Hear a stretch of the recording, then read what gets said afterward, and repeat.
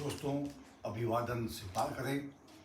दैनिक लोक सदन के संपादकीय पेज पर हम आज छत्तीसगढ़ की राजनीति के उस उल्कापिंड की बात कर रहे हैं आपसे, जो कि आज एक तरह से कांग्रेस के ऊपर मंडरा रहा है और अगर यह गिर गया तो फिर आगे भविष्य पर प्रश्न चिन्ह दिखाई दे रहा है। यह है महादेव ऐप, जिसके कारण छत्तीसगढ़ की राजनीति में एक बड़ा उबाल दिखाई दे रहा है और भूपेश बघेल सांसद में दिख रहे हैं। मगर सवाल यह है कि जब भूपेश बघेल जी ने एक वर्ष पहले ही केंद्र और केंद्रीय गृह मंत्री से यह मांग कर दी थी कि महादेव ऐप पर तत्काल प्रतिबंध लगा दिया जाए, तो फिर क्यों नहीं लगाया गया?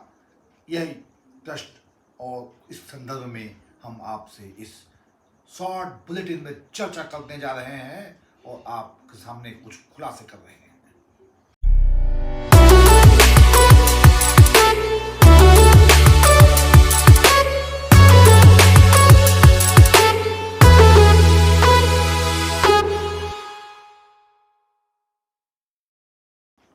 दोस्तों, जैसा कि हम जानते हैं, आज छत्तीसगढ़ की राजनीति की फिजा में चुनाव सरगर्म है और ऐसे में दो दल, भारतीय जनता पार्टी और अखिल भारतीय राष्ट्रीय कांग्रेस, यह दोनों ही दल आमने सामने हैं और लंबे विगत समय से यही दो दल छत्तीसगढ़ की राजनीति के केंद्र में भी रहे हैं। मगर जब से 18 के तारतम्य में मैं आपसे चर्चा कर रहा हूँ, नरेंद्र दामोदर दास मोदी की सरकार आई है, तो राजनीति के हम कहें हाशिए में जो जैसा आज घात प्रतिघात देखने को मिल रहा है, उसकी तो शायद हमारे देश के बड़े बड़े महान नेताओं, संविधान निर्माताओं ने कभी कल्पना भी नहीं की होगी कि इस तरह राजनीतिक दल और जो सत्ता में होंगे वे दूसरे दल को अपने अंकुश में लेने के लिए कुछ भी कर गुजरने को तैयार होंगे। जी हाँ, संदर्भ है महादेव ऐप।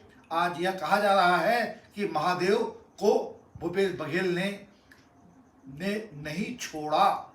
यहाँ पर ऐप शब्द को छोड़ दिया जा रहा है और सट्टे के तारतम्य में इसे हटा दिया जा रहा है और यह कहा जा रहा है कि महादेव ऐप के माध्यम से छत्तीसगढ़ में 508 करोड़ रुपए मुख्यमंत्री भूपेश बघेल की जेब में चले गए हैं। इस तरह का जो बवंडर और प्रश्न आज राजनीति के सरजमी पे उठ रहा है छत्तीसगढ़ में, उससे जहां कांग्रेस संकट में सांसद में दिख रही है, वहीं दूसरी तरफ भारतीय जनता पार्टी आक्रामक होती चली जा रही है।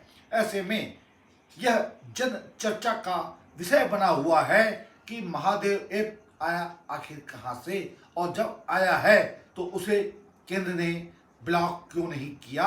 अभी जब छत्तीसगढ़ में चुनाव अपने समाप्त पर है, तब अब जाकर के केंद्र सरकार की आंख क्यों खुली, कैसे खुली और इसके पीछे की राजनीति क्या है, यह तो आम जनता भी आज चर्चा कर रही है और समझ रही है। ऐसे में हम आपसे यह अपेक्षा करते हैं कि एक जागरूक नागरिक के नाते आप अपनी बात कमेंट बॉक्स पे विस्तार से महादेव ऐप के संदर्भ में लिख डालें, ताकि इतिहास गवाह रहे कि 23 के विधानसभा सभा में आपकी भी कुछ ऐसी भूमिका थी जिसे आपने ईमानदारी से निभाया।